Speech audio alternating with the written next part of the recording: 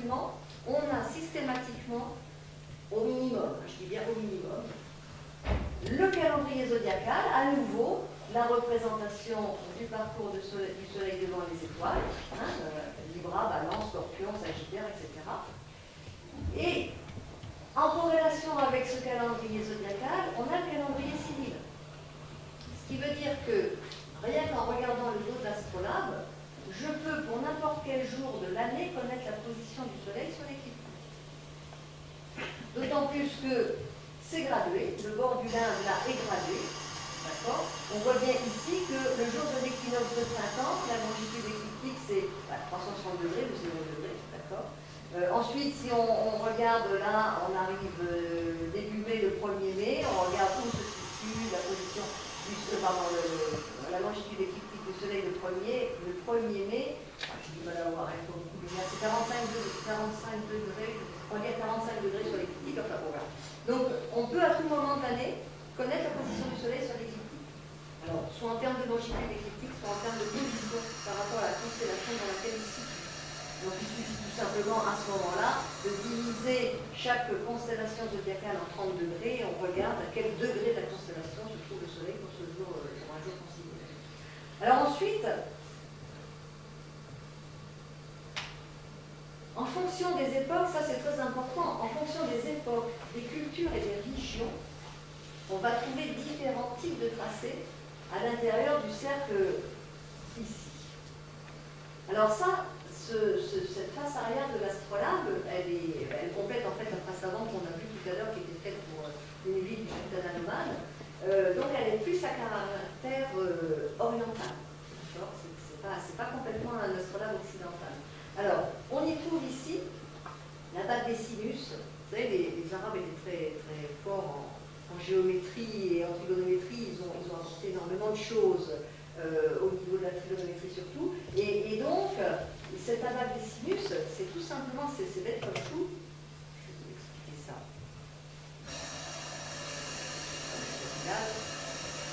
Voilà.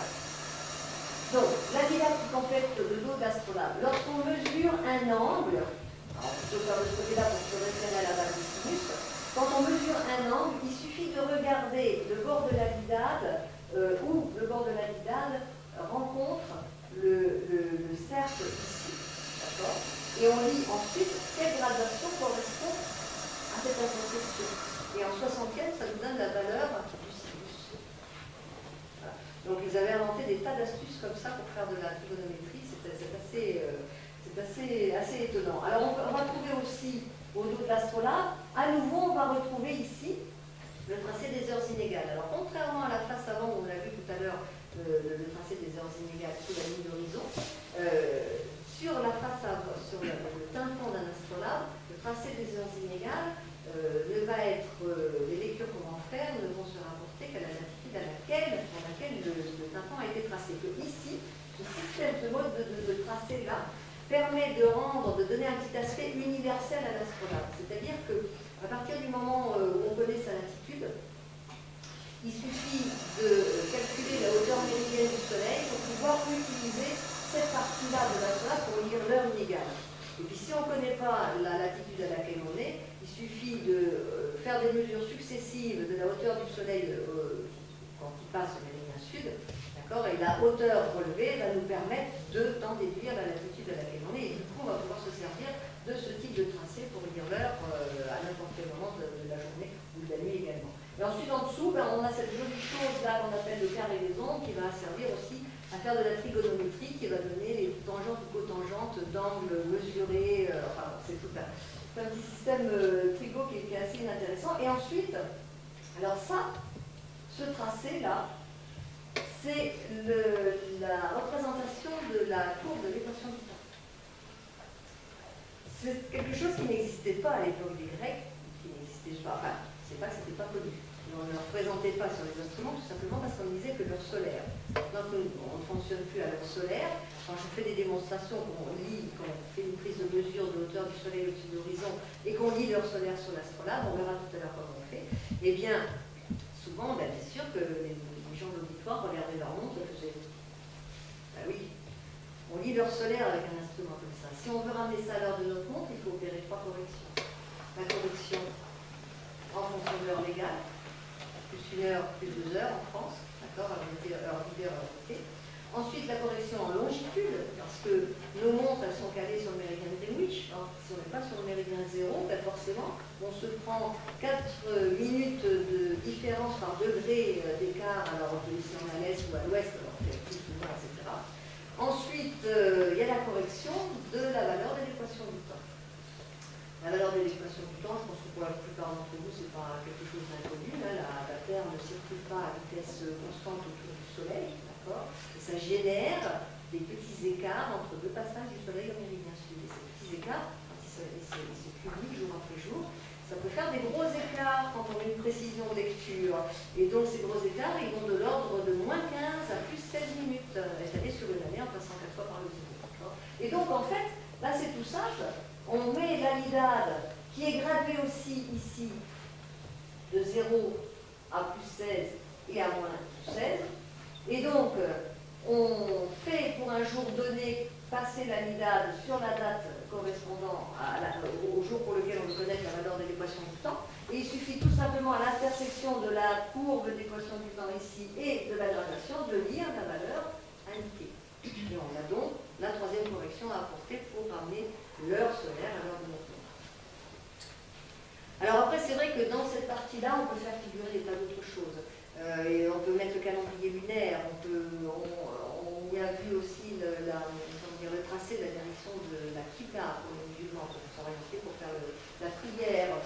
Il y a ça c'est donc l'aval des sinus, il y a aussi ce qu'on appelle un cadran sinuum qui permet de lire aussi en 60e la valeur des sinus et des cosinus, et donc du coup d'en avoir la tangente. Enfin, c'est...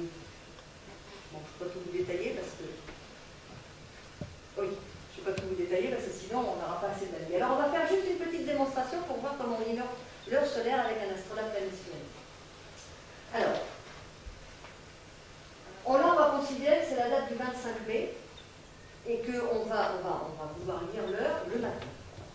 C'est important que je vous donne cette précision-là. Dans la pratique, il suffit de regarder le cycle du soleil par rapport au méridien sud pour savoir si on est le matin ou l'après-midi. Bon, je pense pour la clarté des choses, moi je vous précise que là on va faire un exercice concernant le 25 mai au matin. D'accord?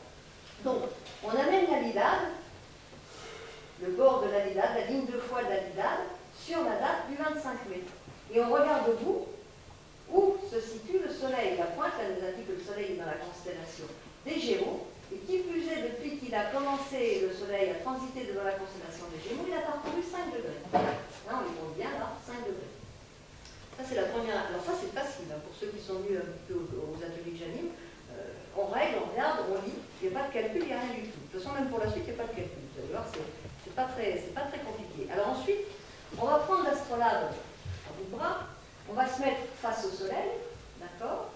Et puis, on va, alors, le réglage qu'on a fait précédemment, on le garde en tête, mais on n'en a plus besoin là, hein, pour faire la prise de mesure de hauteur du soleil. On va bouger la l'alidade, bien sûr. Donc, on se met face au soleil et on s'arrange de manière à ce que la lumière du soleil passe par le trou de la pilule ici, la dioptre, hein, et ressorte de l'autre côté, de manière à projeter ici une petite tache bien ponctuelle. Quand on a déjà obtenu ça, c'est-à-dire qu'on est vraiment face au soleil, on est dans l'axe du soleil, donc on va pouvoir lire ici la hauteur mesurée. J'ai repris exactement les mêmes paramètres que la diapo précédente, d'accord? Donc ici, là c'est l'horizon, d'accord? Ça c'est le sol, ça c'est l'horizon.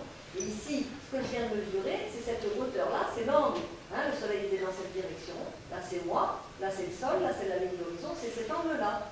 Je viens donc de mesurer 30 degrés de hauteur au-dessus de l'horizon.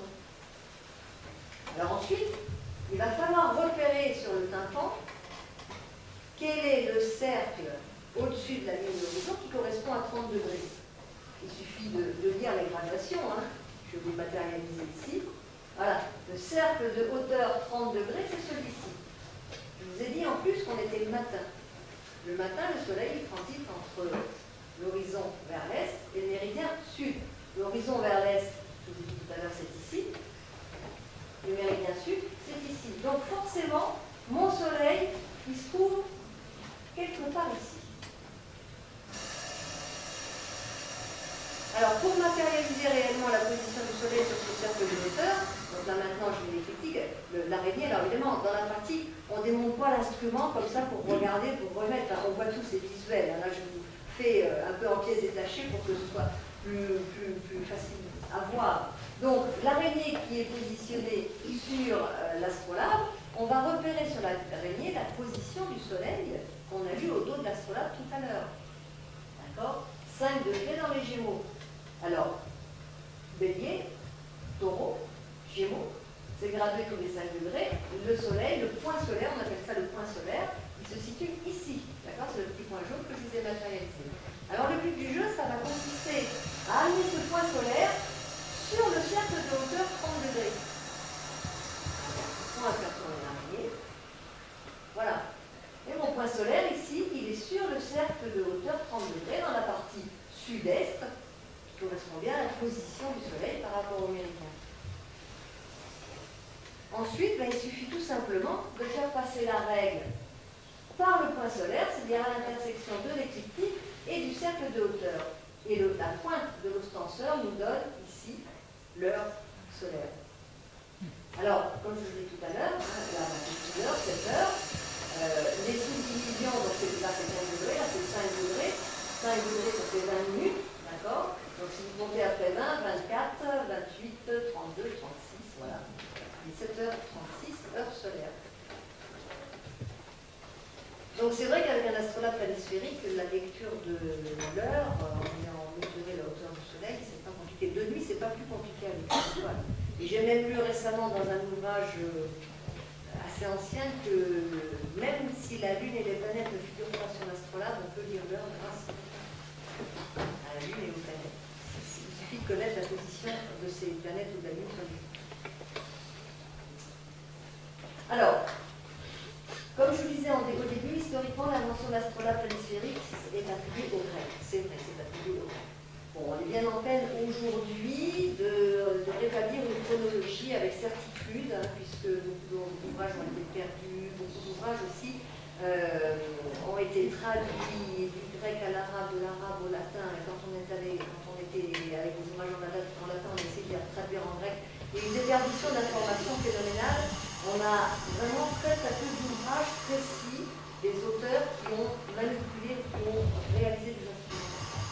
Le premier ouvrage grec, le plus complet, il date du 6e siècle après Jésus-Christ. Vous voyez qu'entre la projection stéréographique qui aurait été inventée par Huppert pour modéliser les mouvements du ciel, passer de la sphère du 3D au 2D, et Jean Philopon, c'est 8 siècles. D'accord? On n'a jamais retrouvé d'astrolabe grec. Jamais. Or, quand on lit le traité de Jean Philopon, je l'ai là, s'il y en a que ça intéresse de jeter un coup d'œil, quand on il est pas en grec, je vous rassure tout de suite, il est traduit. Quand on lit le traité de Jean Philopon, il est évident qu'il résout avec l'astrolabe, enfin, dans son traité, il résout 11 problèmes avec l'astrolabe, comme lire l'heure, comme je viens de décrire, les heures de lever coucher du soleil, les hauteurs de culmination, etc. Ça ne peut pas être que de la théorie, il avait forcément un instrument entre les mains. On ne peut pas, sans instrument, écrire comme ça. Enfin, ça me semble vraiment très difficile. Et donc, l'astrolabe le plus ancien qu'on ait retrouvé, c'est à la fin du 9e siècle après Jésus-Christ, il est syrien. Voilà. Donc, comme je vous disais, en fonction des cultures, on voit des choses différentes sur l'astrolabe, mais ça n'empêche qu'on retrouve de toute façon l'araignée. Toutes les petites pointes là, ce sont des étoiles. Les arcs de cercle sous la ligne d'horizon, c'est des heures inégales. La ligne d'horizon, elle se situe aussi. Les cercles de hauteur au-dessus de la ligne d'horizon. On retrouve aussi là le tropisme du Cancer, l'équateur, etc. Les choses qu'on ne voit pas, ce sont les arcs d'azimut, parce que ça a été inventé un petit peu plus tard, un peu postérieur à cet instrument-là. Donc, si vous voulez voir de très très beaux instruments, les astrolabes, je vous conseille vivement d'aller sur le site internet du musée de Oxford, parce que là, ils ont une très très belle collection. En plus, ils ont détaillé tous les astrolabes, ils les ont photographiés, on les voit pièce par pièce, on les voit monter face avant, face arrière, c'est assez fabuleux.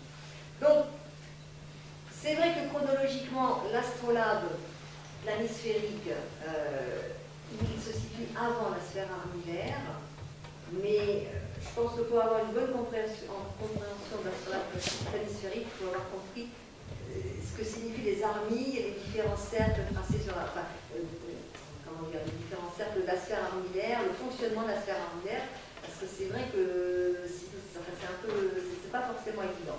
Alors après, on va passer à un autre instrument. Bon, là, on s'est arrêté au 9e siècle avec l'apparition des premiers astronautes arabes.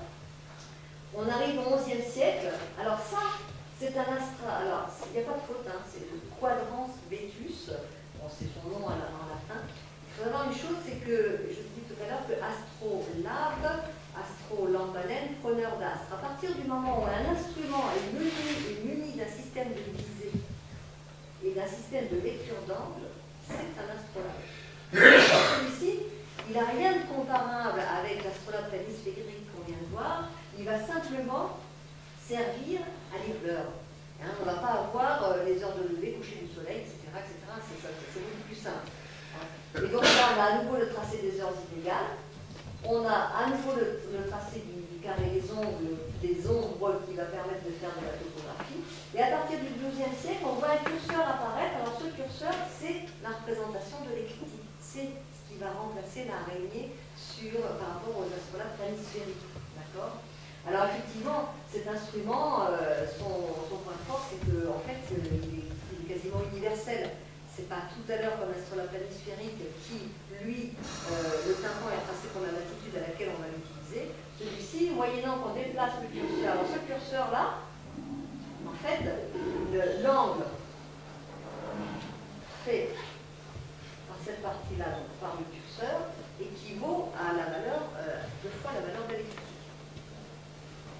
Et en fait, il va suffire de régler le curseur, la position du soleil à l'équinoxe de printemps sur la valeur de la polatitude du lieu pour pouvoir lire l'heure, quel que soit l'endroit où on se situe. Donc ça, c'est 11e siècle pour la partie épurée de l'astrolabe cadran. Alors on l'appelle le cadran Vetus, ancien. Ce qu'on va voir tout de suite après, un cadran Novus qui lui s'inspire directement de l'astrolabe planisphérique. On y a trouvé tous les tracés. Donc voilà, cet instrument, lui, il part du... on a des traces écrites à partir du 11e siècle après Jésus-Christ, et il a été amélioré à partir du 12e siècle. Le deuxième type d'astrolabe cadran, là on veut dire donc quadrant pour le différencier des cadrans CA, hein, les cadrans solaires, il faudrait mieux dire quadrant. Bon, parce que souvent les gens, cadran, évidemment c'est dans un quart de cercle, mais enfin ça ne suffit pas, quoi. Donc, à la fin du XIIIe siècle, on va voir le cadran Novus. Alors lui, déjà, c'est un petit peu plus prise de tête que l'astrolabe planisphérique. C'est-à-dire qu'en fait, on va toujours, bien sûr, utiliser le principe de la projection stéréographique. On va partir des tracés de l'astrolabe planisphérique et tout rabattre dans un quart de cercle, dans un cadre. Alors, on va regarder un petit peu plus en détail, je ne vais pas vous faire de trigone et tout ça, on va simplement voir le principe du pliage. Donc, on a toujours un système de visée ici, qui va permettre de mesurer la hauteur des astres au-dessus de l'horizon. On a un fil à plomb. On n'a plus de pièces mobiles comme l'araignée, comme sur l'astrolabe planisphérique. C'est le fil à plomb muni de ces perles qu'on va bouger pour faire les différentes lectures, tout comme on le faisait avec l'araignée sur l'astrolabe planisphérique. Alors, voilà, on reprend les tracés de l'astrolabe planisphérique. Hein, vous reconnaissez le tropique du Cancer, l'équateur, le tropique du Capricorne, le pôle Nord céleste au centre, le méridien nord-sud, le méridien est-ouest, et puis vous reconnaissez l'écliptique. Alors, le but du jeu, ça va être de faire un premier pliage sur le diamètre horizontal et de rabattre la partie inférieure du disque sur la partie supérieure. Et ensuite, ce demi-disque qui nous restera, il suffira de faire un pliage sur le rayon vertical ici. Alors, on va voir comment ça se passe. Donc voilà, on a le résultat du pliage ici. Alors là, déjà, on voit bien que quand on va se servir de l'instrument, on l'a déjà plié simplement en deux. Il va falloir toujours savoir présent à l'esprit dans quelle partie de l'astrolabe on travaille. Est-ce qu'on est dans la partie supérieure ou dans la partie inférieure? Ensuite, on rabat une deuxième fois. sur le rayon vertical qui restait, on ramène sur le quart qui reste l'ensemble des tracés. Alors là, on retrouve bien, et c'est normal, la superposition du tropique du Cancer. Hein, si je développe, je l'ai ici, mon tropique du Cancer, l'équateur et le tropique du Capricorne. Et l'écliptique, eh oui, l'écliptique, si vous avez vu tout à l'heure comment il est constitué l'araignée, on voit bien qu'effectivement, en la diapositive précédente,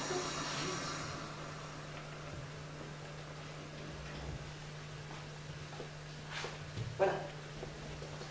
L'araignée, cette partie-là de l'araignée qui vient se superposer sur la partie supérieure, elle vient là.